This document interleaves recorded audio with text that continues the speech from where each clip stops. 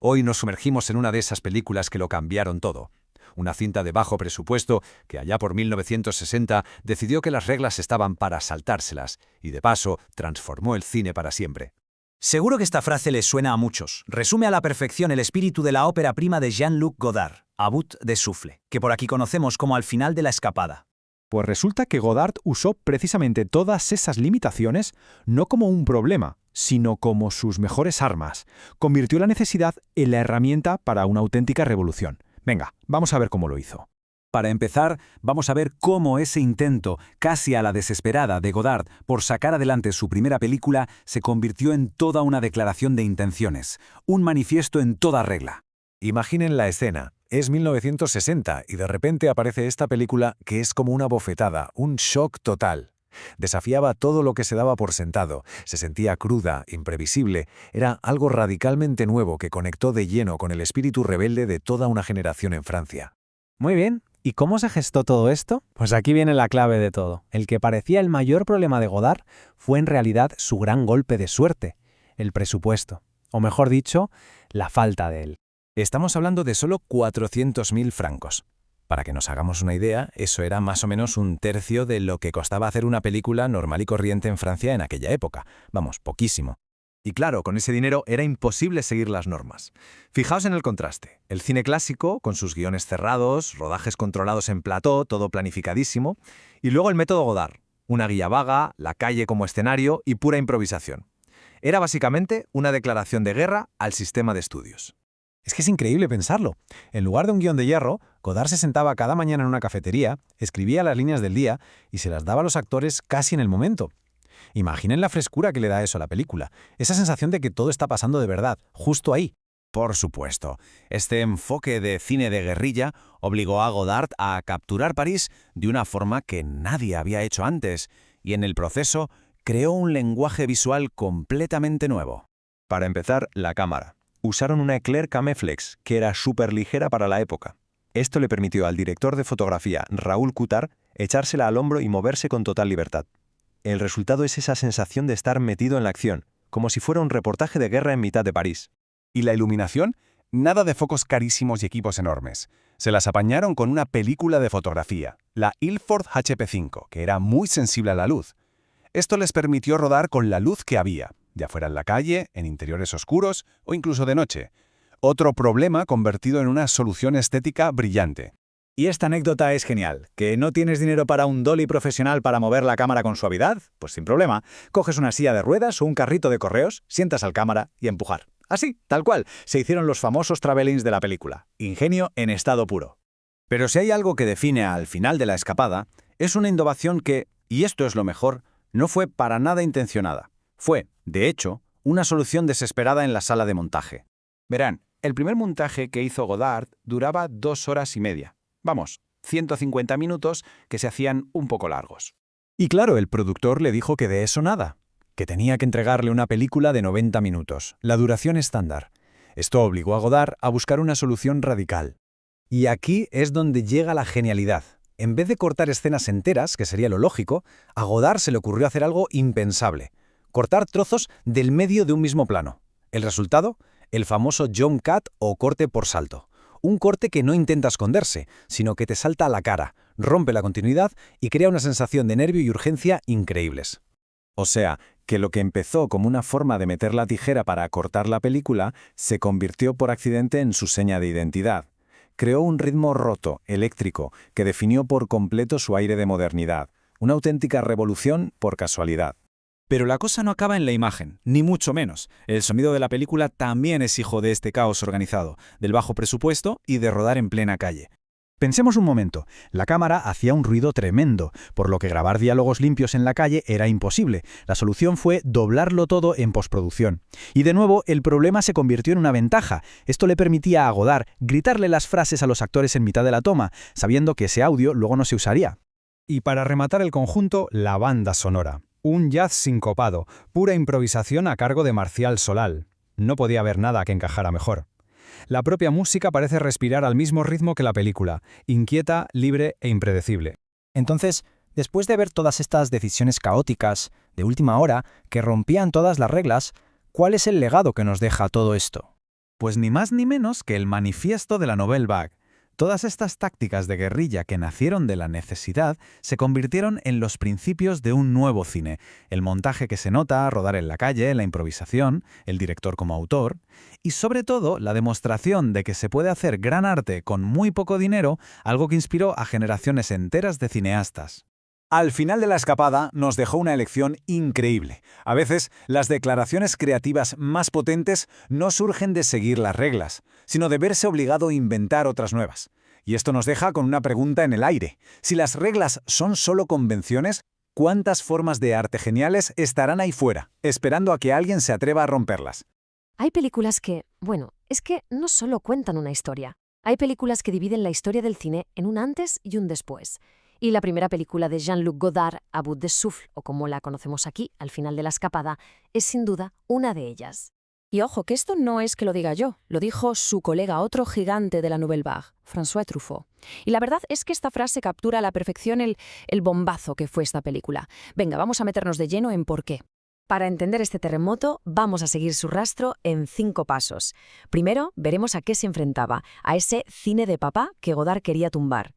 Luego, cómo reescribió las reglas del juego, cómo capturó el espíritu de los 60 y finalmente cómo su influencia, esa réplica, sigue sacudiendo el cine de hoy. Es que para comprender una revolución, da igual cuál sea, lo primero es saber qué es lo que se estaba derribando. Y el cine francés de los 50, al que llamaban con desprecio el cinéma de papá, era justo eso, un mundo viejuno, estancado, que pedía a gritos que alguien le diera una patada a la puerta. Fijaos en el contraste, es que es brutal. Por un lado, tenías la tradición de calidad, todo rodado en platós, carísimo, predecible, con un montaje hecho para que ni lo notaras. Y por otro, ¡zas!, la Nouvelle Vague, cruda, barata, muy personal, rodada en la calle y con la única regla de romper todas las reglas. Era una declaración de guerra en toda regla. Y lo más curioso de todo esto, ¿sabes qué es? Que la rebelión vino desde dentro. Godard, Truffaut y los demás no eran unos cualquiera, eran los críticos más listos y cañeros de la época. Escribían en la superinfluyente revista Cahiers du Cinéma y un día dijeron, ¿sabes qué? Se acabó el escribir, vamos a hacerlo nosotros. Pero claro, esta rebelión no era solo de palabras, tenía que ser una revolución en la forma de hacer las cosas. Y aquí viene lo bueno. Vamos a ver cómo la falta de pasta se convirtió en realidad en el mejor combustible para la creatividad. A ver, la pregunta del millón es esta. ¿Cómo narices montas una revolución cinematográfica con 4 duros? Sobre todo cuando el presupuesto era literalmente 1/3 de la media de la época. Pues la respuesta está en el ingenio y en la necesidad. Y la solución fue brillante. Pasaron de todo. Adiós a los estudios, a los equipos enormes.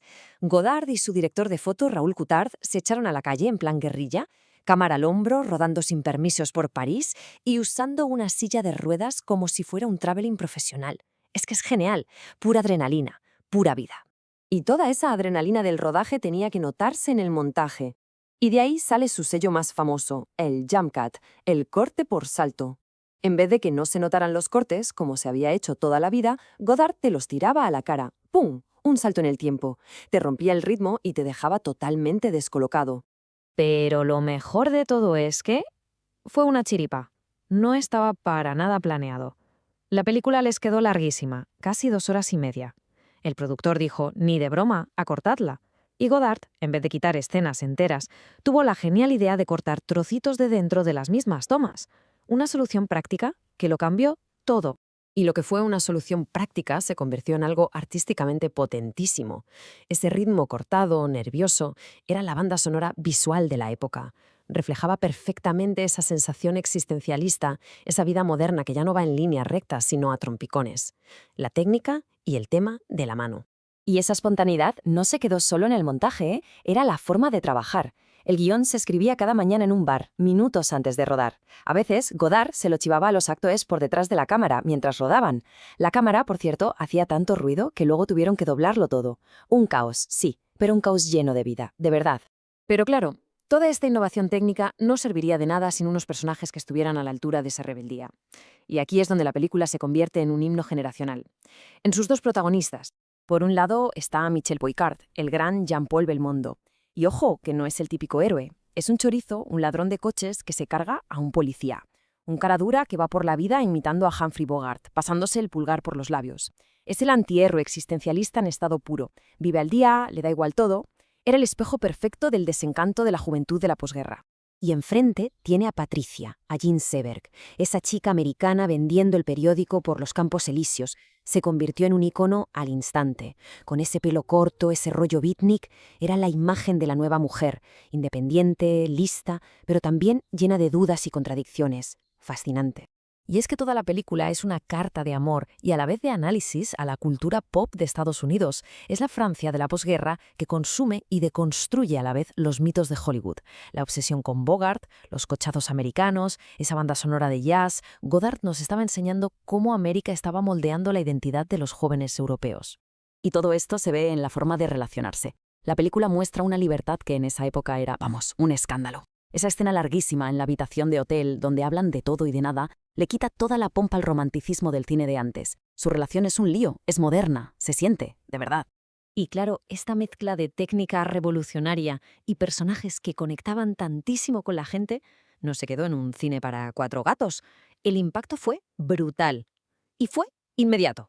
Y que nadie se piense que esto fue una peli de arte y ensayo. Para nada. Fijaos en el número. 2 millones de espectadores solo en Francia.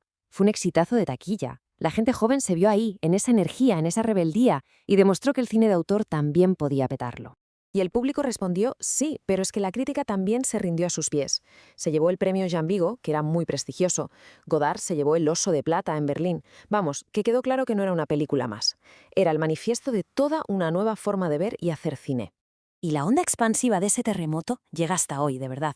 En los 70, gente como Scorsese o Coppola la vieron y dijeron: yo quiero esa libertad. En los 80, el jump cut se convirtió en el ABC de los videoclips de la MTV. Y hoy, pues ese rollo de cámara en mano, de ir por la calle grabando, es la base de miles de blogs y vídeos que vemos cada día en Internet. Al final, creo que su legado más importante es este. Al final de La Escapada, no solo cambió el estilo, es que democratizó el cine. Dejó claro que no necesitabas un estudio millonario detrás. Necesitabas una cámara, una buena idea y, sobre todo, las narices para romper las reglas. Le abrió la puerta a cualquiera que tuviera algo que contar. Y eso nos deja con una última reflexión. Si esta película rompió absolutamente todas las reglas de su momento, hoy, que parece que todo está inventado, que tenemos más herramientas que nunca, la pregunta sigue en el aire. ¿Qué reglas nos quedan todavía por romper? Muy buenas. Hay películas que son importantes y luego hay películas que literalmente parten la historia del cine en dos. Hoy nos metemos de lleno en una de esas, una obra que no es que rompiera las reglas, es que las hizo saltar por los aires para inventar un lenguaje nuevo. Y para que veáis que no exagero, mirad esta frase del Festival de Berlín. Lo deja clarísimo. No estamos ante una peli más, no. Estamos hablando de un punto de inflexión, de un hito que lo puso todo patas arriba. Vale, pues este va a ser nuestro recorrido. Veremos por qué fue un terremoto, su papel como manifiesto de la Nouvelle Vague, cómo se cargó las reglas, esa idea de que es cine que habla sobre cine y, por supuesto, el legado que nos ha dejado. Venga, pues vamos al lío. Primer punto, el terremoto. Tenemos que viajar a 1960. Imaginad la escena. Un joven crítico de cine llamado Jean-Luc Godard estrena su ópera prima y de repente, ¡boom!, el cine sufre una sacudida brutal. Y ojo, que no penséis que esto fue una de esas pelis de autor que solo ven 4 gatos en un cineclub. Para nada. Fue un exitazo comercial y de crítica. 2 millones de personas en Francia la vieron. Conectó a lo bestia con el espíritu rebelde de la juventud de la época. Pero a ver, ¿cómo pasó algo así? Al final de La Escapada no fue una casualidad ni mucho menos. Fue una declaración de intenciones en toda regla. Era, de hecho, el manifiesto de un movimiento que estaba a punto de estallar. Y ese movimiento era, claro, la Nouvelle Vague, la nueva ola francesa. La película fue su bandera. Y es que muchos de sus miembros, incluido Godard, venían de la crítica, de escribir en la mítica revista Queixes du Cinéma. Estaban hartos de la teoría y dijeron, se acabó, vamos a coger la cámara y hacerlo nosotros. Y en el centro de todo esto, una idea potentísima, la teoría de autor. ¿Qué significa esto? Pues que el director deja de ser un simple técnico que sigue órdenes. No, se convierte en el autor, con mayúsculas, un artista que impregna la película con su visión personal, como lo haría un pintor o un novelista. Vale, muy bien la teoría, pero ¿cómo se ve todo esto en la pantalla? Pues aquí viene lo bueno. Godard no es que se saltara las reglas del cine de la época, es que cogió el manual de cómo hacer cine y lo quemó. Lo desmanteló por completo. Y en esta tabla se ve clarísimo el choque. El cine clásico buscaba un montaje invisible, una cámara estable, una luz perfecta, todo para que te olvidaras de que estabas viendo una peli. Godard hace justo lo contrario, cortes bruscos, cámara en mano, luz natural. Quiere que seamos conscientes, que notemos la cámara, que sintamos la energía de la calle. Y si hay una técnica que define la película, es esta, el jump cut, o corte por salto. Es ese corte brusco dentro de un mismo plano que rompe totalmente la continuidad. Con esto, Godard fragmenta la historia, se carga los tiempos muertos, va directo al grano y le da un ritmo eléctrico totalmente moderno. Y lo más curioso de todo es que este recurso tan icónico nació en realidad de un problema, casi por accidente. El primer montaje era demasiado largo y, en lugar de cortar escenas enteras, a Godard se le ocurrió la genialidad de cortar trocitos dentro de los propios planos. Una solución práctica que acabó convirtiéndose en una revolución estética. Y esta forma de rodar, este cine de guerrilla, era toda una filosofía. No era solo por falta de dinero. Era una decisión artística. Usar una cámara ligera para moverse con libertad, aprovechar la luz real de la calle, improvisar. Llegaron a hacer travelings empujando al cámara en una silla de ruedas. Se trataba de capturar la vida, la verdad del momento. El propio acto de filmar era ya parte de la película. Y por si fuera poco, ¡pum!, otra ruptura más. Los personajes miran directamente a cámara, rompen la famosa cuarta pared. Esto, que viene muy del teatro de Bertolt Brecht, es una forma de decir, que esto no es real, es una película. Godard no quiere que nos dejemos llevar por las emociones sin más, quiere que pensemos, que seamos espectadores activos y críticos. Claro, con todo esto queda claro que las innovaciones no eran solo fuegos artificiales, tenían un porqué, un objetivo mucho más profundo. Y es que Godard no solo estaba contando una historia, estaba reflexionando sobre el propio cine. Estaba haciendo cine sobre el cine. Y es que la película es un festín de referencias. El prota imita a Humphrey Bogart. La dedicatoria va para un estudio de cine negro de serie B. Hay alusiones a pintores como Picasso, a escritores como Faulkner. Hasta sale otro director haciendo un cameo. Es una obra hecha por alguien que ama el cine y la cultura y que dialoga con todo lo que le precede. Y fijaos en el gesto del protagonista, Michel, pasándose el pulgar por los labios. Es puro Humphrey Bogart. No es que a Michel le guste el cine, es que quiere ser cine. Utiliza los gestos, la actitud del cine negro americano para construirse una identidad, para intentar ser ese gángster de película. Esto es lo que llamamos metacine. La película sabe que es una película y no para de recordárnoslo. Y el colmo de esto es el propio Godard, que aparece en un cameo para delatar al protagonista. Es alucinante. El director se mete en su propia obra para cambiar el destino de sus personajes. Se borran todas las fronteras. Bueno, y todo esto nos lleva al último punto. ¿Qué pasó después? ¿Cuál es el legado de al final de la escapada? Pues su onda expansiva llega y con mucha fuerza hasta nuestros días. Para empezar, en lo económico. Fijaos en este dato. Multiplicó por 50 su inversión. Fue una locura. Y demostró algo clave, que se podía hacer un cine diferente, arriesgado y de bajo presupuesto que además fuera un taquillazo. Abrió la veda para el cine independiente en todo el mundo. Pero claro, aquí surge la gran pregunta. Después de más de 60 años, con todo lo que ha cambiado el cine, ¿aguanta el tipo la película? Hay quien dice que sus técnicas, como los jump cuts, hoy nos parecen de lo más normal, que ya nos sorprenden, pero es justo verlo así. La respuesta es un no rotundo. Criticarla por eso es como decir que un coche antiguo es primitivo. No es que sus técnicas se hayan vuelto comunes, es que se convirtieron en el ABC del cine moderno.